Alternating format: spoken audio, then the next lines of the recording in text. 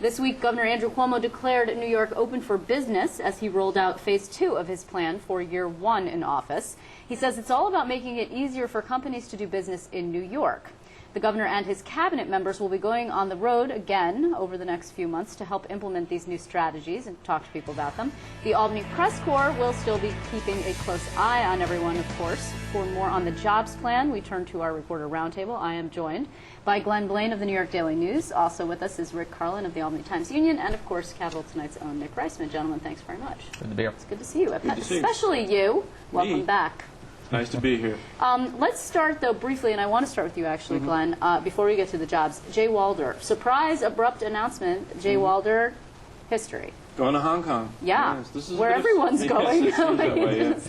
This is a bit of a surprise. He's only been on the job for just about 2 years. Right. And he was pretty much widely credited with helping to kind of at least get the MTA moving in the right direction, turning around, cutting budget, cutting the costs. Everybody seemed to like the job he was doing. There wasn't any sense that he was being forced out. He just seems to have gotten a better offer and is going to Hong Kong. Yeah. I mean, did you guys get the sense that he was being forced out? I agree. I mean, we got the sense, too. If he was being forced out, then he would have been able to exercise a clause in his contract that would have allowed for oh gosh, what's the word for it? Golden parachute. Yeah, it's essentially a payout. Thank you. A lot of money. Right. Essentially, That's a lot of money right to go along with it. So it probably would have cost the state a lot more to essentially fire him rather than keep him on. But at the same time, you look at the guy's resume. He worked for Transport for London, which is a pretty respectable institution in the UK. Right.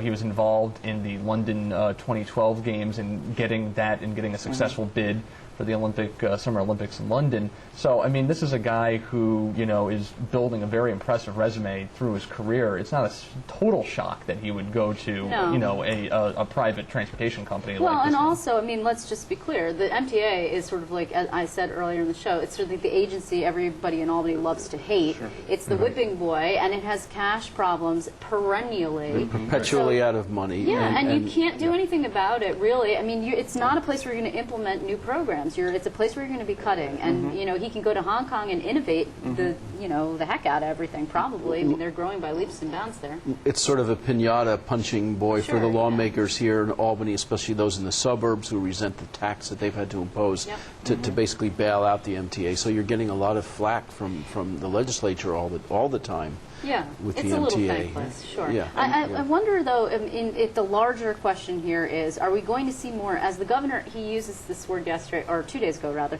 operationalize. He's now going to move to operationalize state government. Are we going to see more changes, do you think, at the top of some of these agencies that still have holdovers leading them? Well, the Port Authority comes to mind immediately as an agency that we might see some changes there. We'll see how this plays out with the MTA. This is obviously one of the most high-profile, if not the highest-profile appointment that Cuomo will make now, and I think this will set a tone of how he's going to go with the rest of these agencies.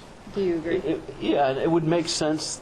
I would imagine that some people in the Cuomo camp are at least looking at some way of maybe consolidating the MTA and Port Authority, although I realize the Port Authority is a multi-state entity. But you wonder, army, dude. But that's the kind of thing that Cuomo's been talking about. Now, if he could do that, he'd probably hit a home run. Yeah. Well, it would be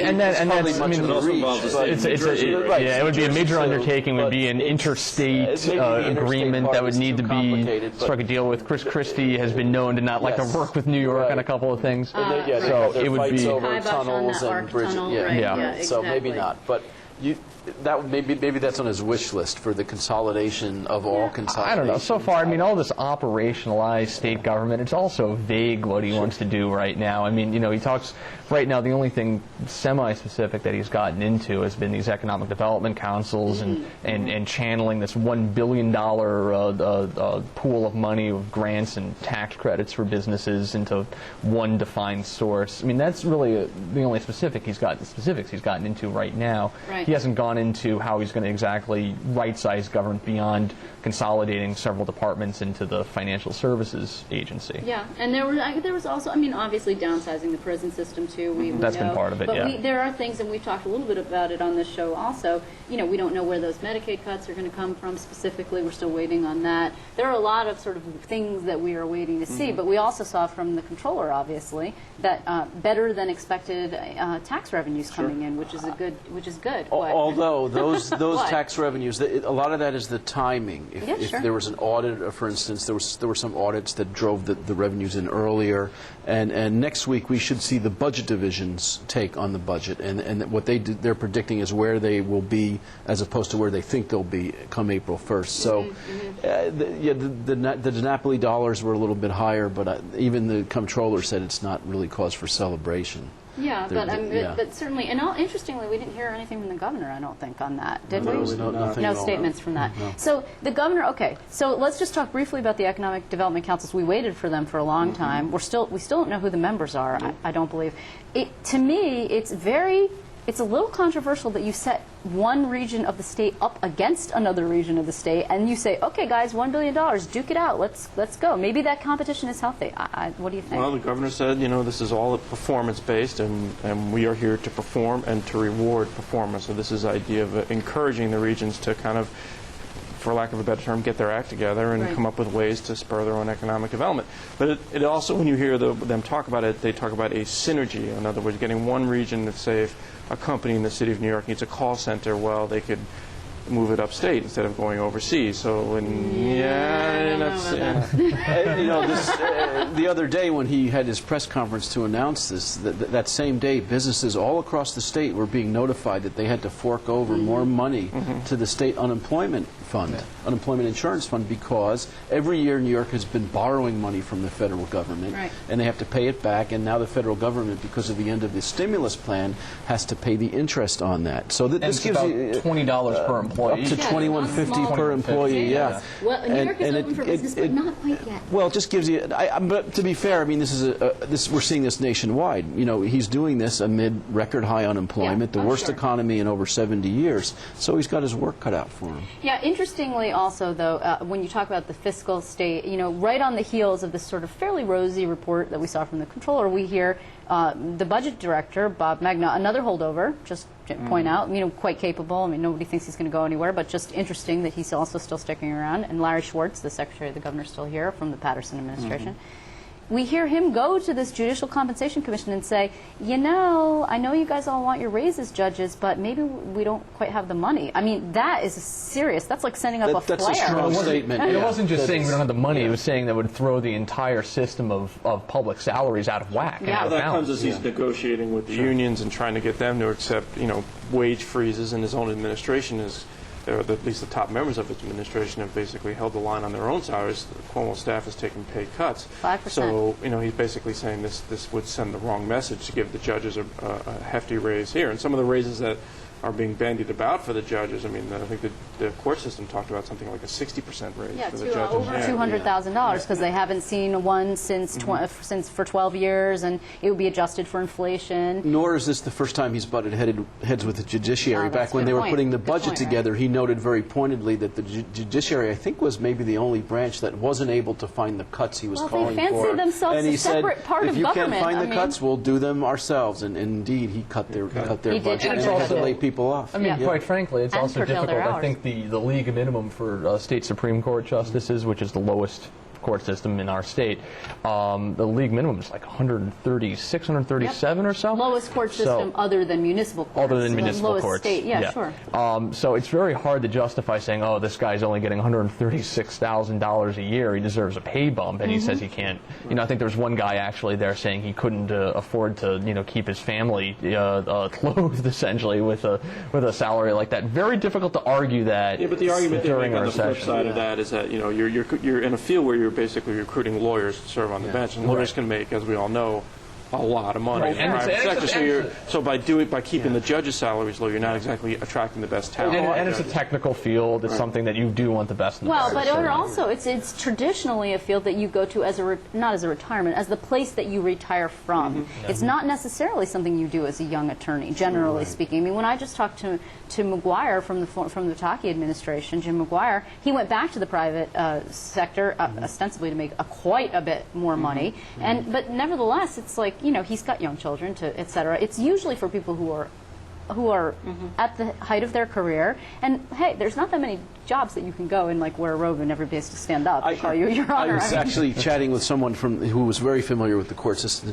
today about that, and he said, I know there was a story, I think it was the Times, mentioned judges are leaving the judiciary, but his point was how many have actually left.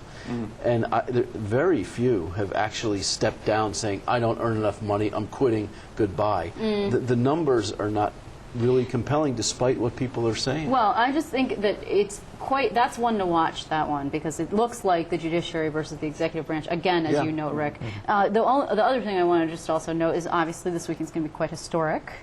The governor is going to be marking the weekend with a party. Is that how it's going to work? It's what we're hearing, some kind of party, a celebration in New York City with gay rights advocates, people who helped them get the law passed.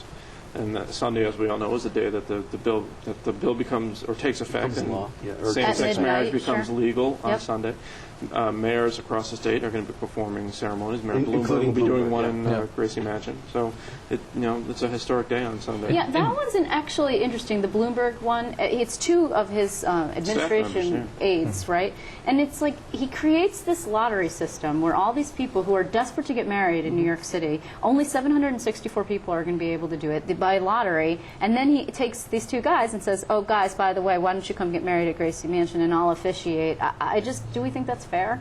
Well, actually, I think the mayor of Binghamton sent out a letter to the people who didn't win the lottery saying, if you can't get married in New York City, come up to Binghamton, we'll get you married on Sunday. It's lovely this time of year, and by the way, much cooler than it is in New York City. Most likely, a nice southern tier breeze running through the city. What's interesting about it is, like we said, there's going to be the celebration on Sunday with the governor, who was the driving force behind this by all accounts, and the mayor is going to be on TV ostensibly officiating at this wedding. The governor does not have, unless he is designated a marriage officer, the governor does not have the power, oddly enough, to officiate at weddings. I mean, the captain of a Carnival cruise can do it, but the governor cannot. Well, he could if he got but for one day. He would have to be designated a marriage officer by a municipality's It's not an inherent power. Body. Yeah, I didn't know that either, which I found interesting. No, I didn't know that either. But I think if the governor is doing something in the city with gay rights advocates and the people who helped get this bill going, he will get a lot of press and a lot of attention. Certainly. Let's just touch, before we run out of time, briefly on the PEF contract, the CSEA contract. They're still, Rick, we turn to you, our resident expert. Are these guys are still voting, the rank and file members? They actually haven't started voting yet. I believe the CSEA union is sending out their contract tomorrow. They send it out in the mail to their members, who then have a certain period of time to fill it out, send it back, and it's counted. Probably it'll be mid-August probably. And with PEF, they have to take the contract to their executive board.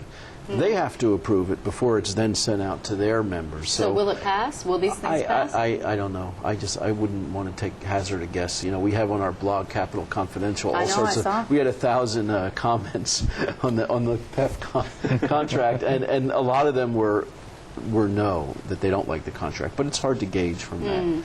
Right, because PEF has like 56,000 members. Yeah, exactly. 1,000 people, right. not all of them yes, necessarily. Exactly, and CSEA has 66,000. So I don't know. We'll find out in next month at this time. We'll know. Yeah, I mean, I think it's interesting because obviously Connecticut had a little bit of a problem with its concessions, right? So it could be, but nevertheless, a win for the governor with PEF, right? Yeah, I mean, I think actually your story, your paper carried the story, and your interview with E.J. McMahon touched on this also, just the fact that the governor didn't wring as much savings as he really needed to get out of both these contracts. Right. I mean, he set a very high target of $450 million in workforce concessions, and even though these contracts include furloughs, they include, a drastic reduction in health care benefits compared to what these employees have been receiving in the past. They're still not getting reduction for the unborn, mind you, not for the people who are already in. Not a reduction in benefits, but they have to pay more for the They have to pay more for the benefits. Unfortunately, we're out of time. I'm sure we're going to be able to talk about the contracts again because, as you note, the voting is just getting started. I want to thank you very much, Glenn Blaine. Thanks very much for being here. Nick Reisman, thank you. And Rick Carlin, thanks very much for being here. I appreciate it.